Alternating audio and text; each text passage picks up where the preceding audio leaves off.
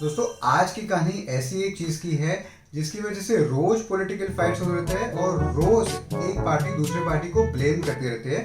पर इसमें बेवकूफ बनता है आप और मैं जैसा एक कॉमन इंसान ही है। नहीं समझे? अरे दोस्तों आज की कहानी पेट्रोल की है। नमस्कार दोस्तों, मेरा नाम है यश और आप देख रहे हैं बिजनेस गुरु। बिजनेस गुरु लोगों की सहायता करता है अपना बिजनेस शुरू करने में, कई तरह के रिटर्न्स फाइल करने में और अकाउंटिंग करने में। दोस्तों आज के वीडियो में हम आपको बताएंगे कि कैसे ये पेट्रोल प्राइस डिटरमिन होता है, क्यों ये पेट्रोल प्राइस सरकार कम नहीं कर पाती है और क्या ऐसे सोल्यूशन है जो लॉन्ग टर्म में अप्लाई हो सकते हैं जिससे पेट्रोल का प्राइस कम हो सकता है। तो चलिए दोस्तों शुरू करते हैं।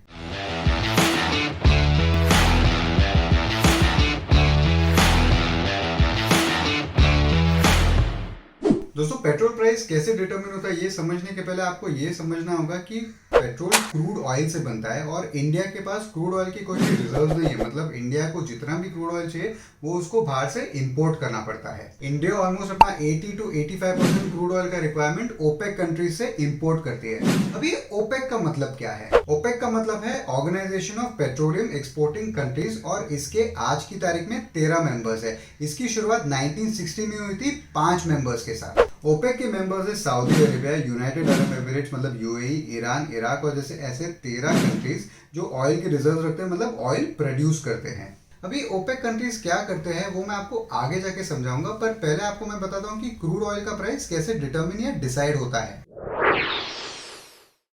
क्रूड ऑयल बिल्कुल एक नॉर्मल कमोडिटी की तरह है जैसे कि गोल्ड, और इसका प्राइस डिटरमिन करता है डिमांड, सप्लाई और सेंटिमेंट।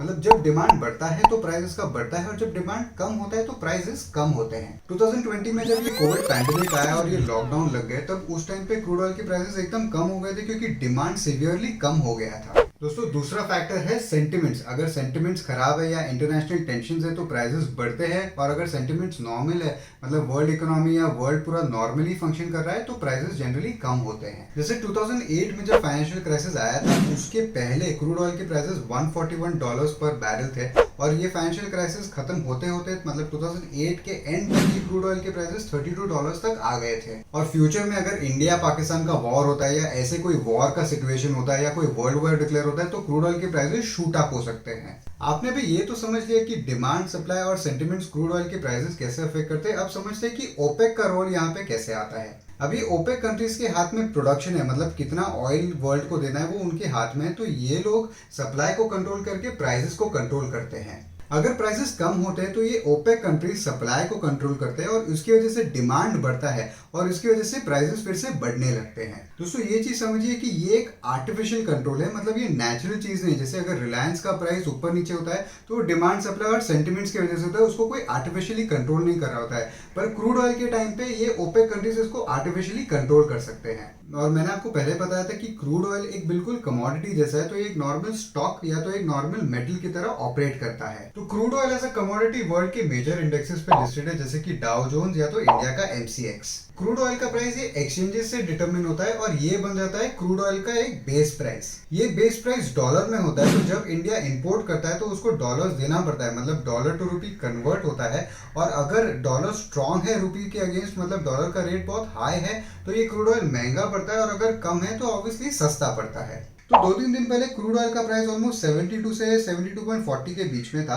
और डॉलर्स का प्राइस 74 से लेके 74.30 के बीच में था। तो इसको अगर मल्टीप्लाई करेंगे तो क्रूड ऑयल का बेस प्राइस आता है 5375 रुपीज पर बैरल। एक बैरल में 159 लीटर्स आते हैं, तो क्रूड ऑयल का बेस प्राइस हो गया 33.80 रुपीज पर लीटर। दोस्तों ये तो प्राइस हो गया सऊदी अरेबिया में या जो भी कंट्री से इंडिया इंपोर्ट करती है। इसके बाद ट्रांसपोर्टेशन चार्जेस लगते हैं रिफाइनरी से पोर्ट तक आने का, और बाद में पोर्ट से इंडिया आने को ओशन फ्रेट लगता है, मतलब शिप में जो ट्रांसपोर्ट होता है उसके ट्रांसपोर्टेशन चार्जेस लगते हैं। अभी क्रूड ऑयल इंडिया में इंपोर्ट हो चुका है, पर ये सीधा पेट्रोल की तरह यूज नहीं हो सकता है, इसको पहले रिफाइन करना पड़ता है, और ये काम करते हैं इंडिया की ऑयल मार्केटिंग कंपनीज। इंडिया में 3 ऑयल मार्केटिंग कंपनीज है जिसका नाम है इंडियन ऑयल, BPCL और HPCL। इनका सिर्फ एक ही काम है क्रूड ऑयल को रिफाइन करना और उसमें से पेट्रोल और कई दूसरी चीजें निकालना। एक बैरल क्रूड ऑयल को रिफाइन करने के बाद कई चीजें निकलती है, और इस प्रोसेस का बेस्ट पार्ट ये है कि ये प्रोसेस में कोई भी वेस्टेज नहीं है। वेस्टेज ना होने के कारण और ये सब प्रोसेसेस के बाद पेट्रोल का प्राइसेस जो ये ऑयल मार्केटिंग कंपनीज, डीलर्स मतलब पेट्रोल पंप्स को चार्ज करते हैं, वो बन जाता है 41.39 रुपीज। एक बात मैं आपको बता दूं कि ये नेट प्राइस है, मतलब इसके बाद में एक्साइज ड्यूटी और वैट जोड़ा जाएगा। ये 41.39 के साथ oil marketing companies excise duty dealers को चार्ज करती है, जो होता है 32.90 रुपीज पर लीटर,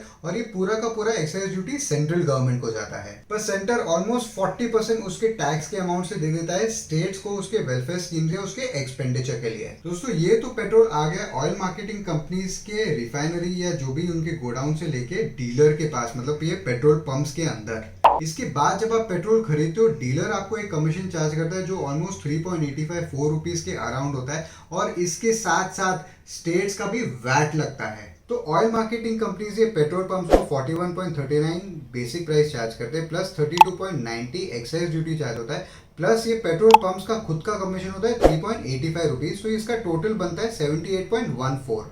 इसके बाद मुंबई में अगर आपको पेट्रोल खरीदना है तो महाराष्ट्र वैट लगाता है, जो कि 26% है इस अमाउंट के बदले, मतलब 26% on 78.14 plus 10.2 rupees per litre. तो ये वैट के बाद टोटल आपका पेट्रोल प्राइस अराउंड 107-108 पर लीटर हो जाता है, और इसमें महाराष्ट्र गवर्नमेंट के टैक्सेस इंक्लूडेड है। ये वैट ऐड करने के बाद मुंबई में पेट्रोल प्राइसेस ऑलमोस्ट 107-108 के आसपास आ जाते हैं, और अगर मैं इसमें महाराष्ट्र गवर्नमेंट का टैक्स कैलकुलेट करूंगा वो ऑलमोस्ट 28.86, मतलब अराउंड 29 रुपीज पर लीटर निकलता है। तो अगर मैं मोटा मोटी हिसाब लगाऊं, पेट्रोल का प्राइस अगर 107 है तो उसमें सेंटर और स्टेट के दोनों टैक्सेस मिला के 62 रुपीज है, और बाकी के 45 रुपीज दूसरे चार्जेस है। तो परसेंटेज वाइज अगर मैं आपको बताऊं, आपका 58% पेट्रोल प्राइसेस टैक्सेस में जाता है, और 42% नॉर्मल क्रूड ऑयल या फ्रेट या ऑयल मार्केटिंग कंपनीज या डीलर कमीशन पे करने में जाता है। मैं आपको बताना चाहता हूँ कि इंडिया वर्ल्ड का नंबर 3 कंज्यूमर है क्रूड ऑयल का, और इंडिया पेट्रोल पे वर्ल्ड में नंबर 1 है टैक्सेस लगाने में। दोस्तों अभी मैंने आपको ये बताया कि पेट्रोल प्राइसेस कैसे डिटरमिन होते हैं, मतलब आपका जो 107 रुपए आप पे करते हो उसका एग्जैक्ट ब्रेकअप क्या है। अभी ये समझेंगे कि सरकार वाकई में पेट्रोल प्राइसेस कम कर सकती है कि नहीं कम कर सकती है।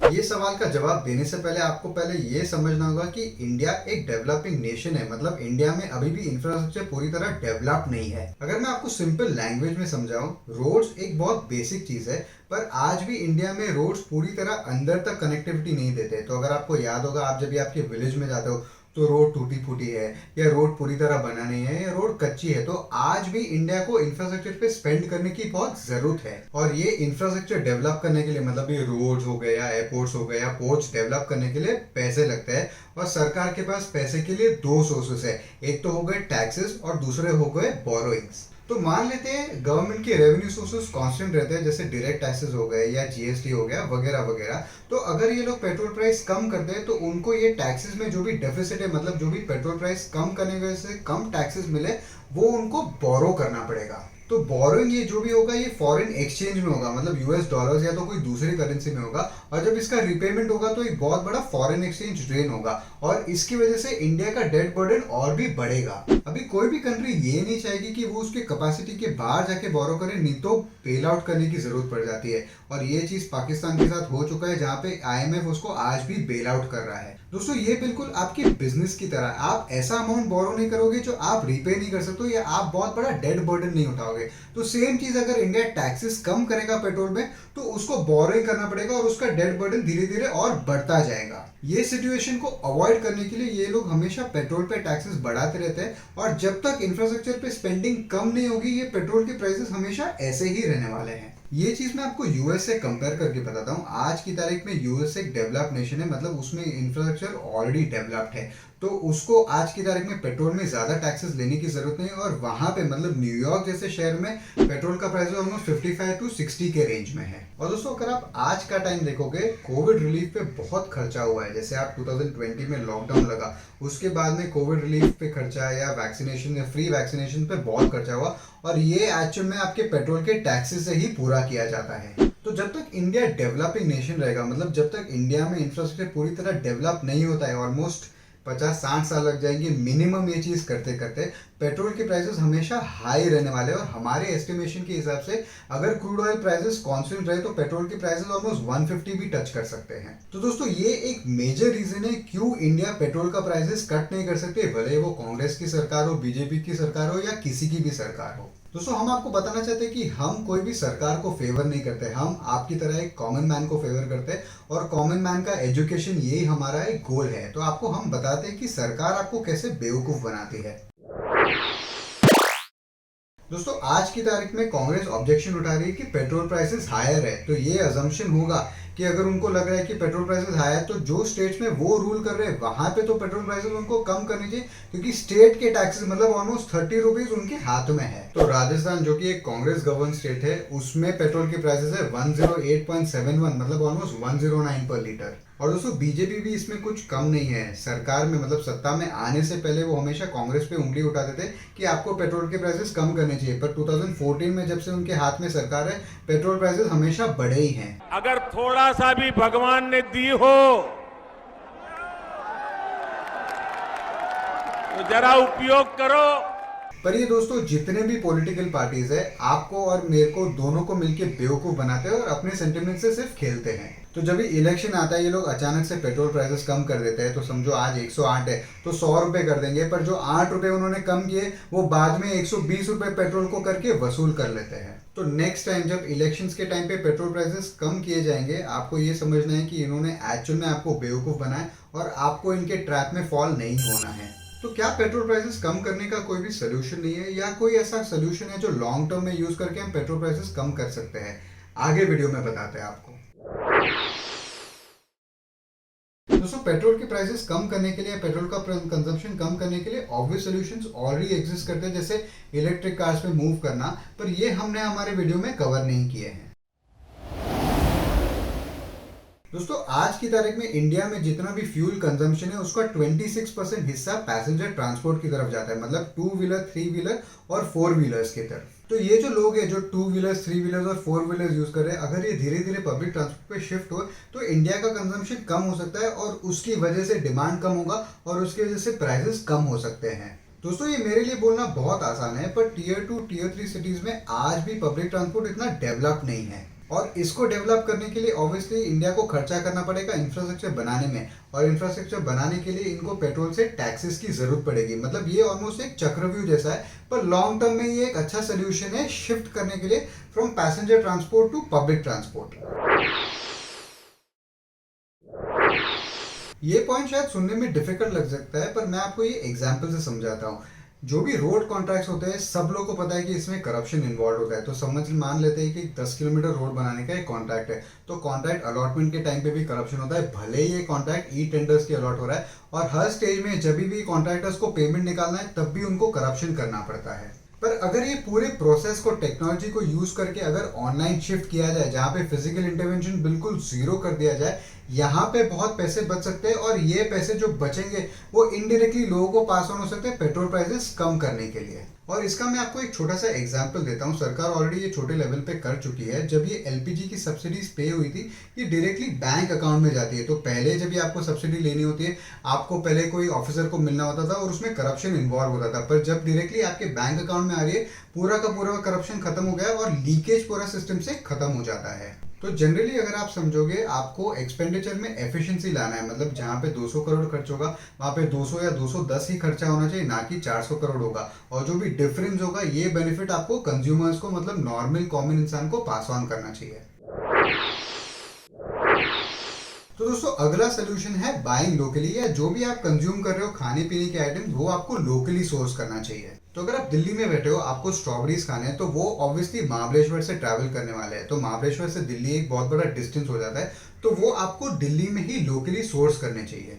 अभी आप बोलोगे यार यश तू पागल हो गया है, मतलब दिल्ली में कहाँ पे स्ट्रॉबेरीज मिलते हैं, ऑब्वियसली बाहर से आएंगे। पर इसका दोस्तों एक सोल्यूशन है, दिल्ली में स्ट्रॉबेरीज ग्रो हो सकते हैं और वो है हाइड्रोपोनिक फार्मिंग। हाइड्रोपोनिक फार्मिंग एक ऐसी टेक्निक है जिसमें सॉइल नहीं यूज होता है और एक कंट्रोल्ड एनवायरनमेंट में फार्मिंग होती है, जहाँ पे आप कोई भी सीजन में कोई भी प्लेस पे कोई भी चीज उगा सकते हो। तो अगर सरकार इसको बढ़ावा दे या प्राइवेट प्लेयर्स को कुछ सब्सिडी दे या मशीन को सस्ती कर दे, बहुत सारे प्राइवेट प्लेयर्स इसमें इन्वेस्ट करने लेंगे और जो आदमी दिल्ली में रहता है फिर वो स्ट्रॉबेरी जब खरीदेगा वो दिल्ली से ही खरीदेगा और ऑटोमेटिकली इसमें फ्यूल कंजम्पशन कम होगा। और ऑब्वियसली फ्यूल कंजम्पशन कम होगा तो डिमांड इंडिया का कम होगा, और डिमांड कम होगा तो ऑब्वियसली फ्यूल प्राइसेस कम हो सकते हैं। दोस्तों अगला पॉइंट है डिसइन्वेस्टमेंट ऑफ पीएसयूज मतलब पब्लिक सेक्टर अंडरटेकिंग्स। दोस्तों ये ऑलरेडी सरकार अपने लेवल पे कर रही है और धीरे धीरे ये इम्प्लीमेंटेशन होता हुआ भी आप देखोगे।